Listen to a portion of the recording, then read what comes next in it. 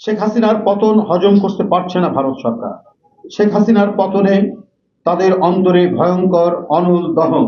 এর কারণ অতিমাত্রায় দাদাগিরি করার ফলে ভারতের সঙ্গে তার প্রত্যেক প্রতিবেশের সম্পর্ক ত্বরান্বিত। শুধু হাসিনার ঘাড়ে সওয়ার হয়ে একচ্ছত্র কর্তৃত্ব স্থাপন করেছিল বাংলাদেশের উপর। ভারত বাংলাদেশকে আশ্রিত রাজ্যের মতো বিবেচনা করত। সেই আশ্রিত রাজ্য হাত ফসকে গেছে।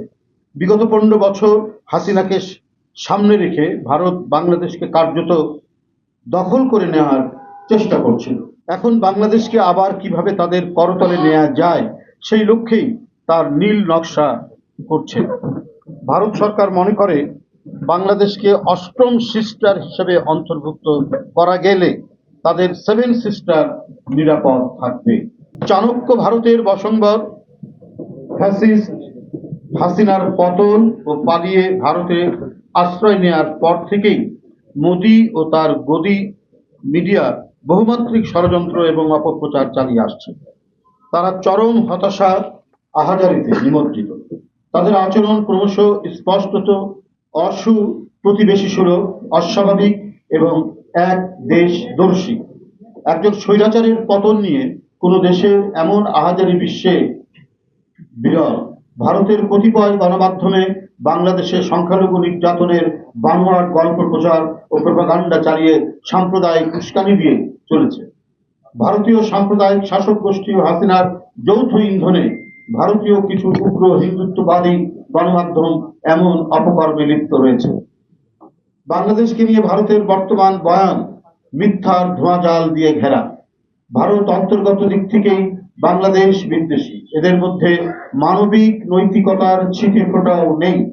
এই কারণে বাংলাদেশের মানুষের নিজস্ব ইতিহাস, ঐতিহ্য ও স্বাভাবিক বিকাশে বিশ্বাসী দেশের জনগণ ও জাতীয় নেতাদের প্রতি বিরূপ ধারণা পোষণ করে। 2-3 দশকের পূর্বে এদেশের এক মহান জাতীয়তাবাদী নেতা ও স্বাধীনতার ঘোষক রাষ্ট্রপতি জিয়াউর রহমানকে হত্যা করার জন্য ভারতীয় কেন্দ্রীয় গোয়েন্দা সংস্থা র একটি ফাইল ইনিশিয়েট করে। এর কিছুদিন পরে সরকার পরিবর্তিত হয়ে শ্রী মোরারজি দেশাই এর নেতৃত্বে সরকার গঠিত হলে তিনি ফাইলের কার্যক্রম বন্ধ করে দেন। এটা ওই রিপোর্টিং এর মধ্যে আছে।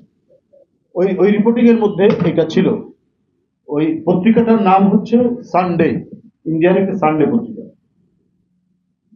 পরে আবার শ্রীমতী ইন্দিরা গান্ধী ক্ষমতাসীন হলে ফাইলটির কার্যক্রম চালু হয় এবং এর কিছুদিন পর 1981 সালে 30 মে জিয়াউর রহমান নিহত হন চট্টগ্রামে। ভারতেরই একটি পত্রিকা সানডেতে এর উপর একটি প্রতিবেদন প্রকাশিত হয়। মানে আমি যে ঘটনাটার কথা বললাম এটা ওই প্রতিবেদনেই ছাপা হয়েছিল। সাংবাদিক সুব্রমণিয়ম নামে একজন সাংবাদিক, তিনি এই রিপোর্টটি করেন, প্রতিবেদনটি রচনা করেন। সুতরাং আওয়ামী লীগ ব্যতিরেকে বাংলাদেশে কোনো রাজনৈতিক দল ক্ষমতায় থাকুক বা তারা রাজনৈতিক কর্মকাণ্ড পরিচালনা করুক, এটা পার্শ্ববর্তী দেশ সুনজরে দেখে না। বাংলাদেশে ঐতিহাসিক কাল ধরে বিভিন্ন সম্প্রদায় প্রীতি ও শুভেচ্ছার বন্ধনে আবদ্ধ। এখানে সাম্প্রদায়িক সম্প্রীতি ভঙ্গের কোনো কারণ অভ্যুদয় হয়নি, কিন্তু পার্শ্ববর্তী দেশ থেকে হাইপার প্রোপাগান্ডা চালানো হচ্ছে সাম্প্রদায়িক সম্প্রীতি বিনষ্টের কথা বলে। বাংলাদেশের ভাবমূর্তিকে আন্তর্জাতিক অঙ্গনে নেতিবাচক চিত্রিত করার জন্য ভারত উঠে পড়ে লেগেছে। বাংলাদেশ থেকে দুঃশাসনের অবসান হওয়া, হাসিনার পালিয়ে যাওয়া ইত্যাদি তাদের মনে ভীষণ পীড়া দিচ্ছে। তাই বাংলাদেশকে লাঞ্ছিত করতে, দুর্দশায় ফেলতে, অবমাননা করতে চলছে অতি কথন আর অপপ্রচারের বিরতিহীন ধারাভাষ্য। যৌথভাবে সাম্প্রদায়িকতার হুমকির সম্মুখীন বিজেপির সাম্প্রদায়িকতার নীতি হলো সহিংসতা, বৈষম্য, সংখ্যালঘুদের উপর ধর্মীয় নিপীড়নের মাধ্যমে ভীতি ও আতঙ্কের পরিবেশ তৈরি করা। বিজেপি ও RSS এর পৃষ্ঠপোষকতায় এই নীতিগুলোর চর্চা করা হচ্ছে। একেবারে খোলাখুলিভাবে ধর্মীয় স্বাধীনতা ও ভিন্ন মতকে জায়গা দেওয়ার মতো বিষয়কে খারিজ করে দেওয়া হচ্ছে।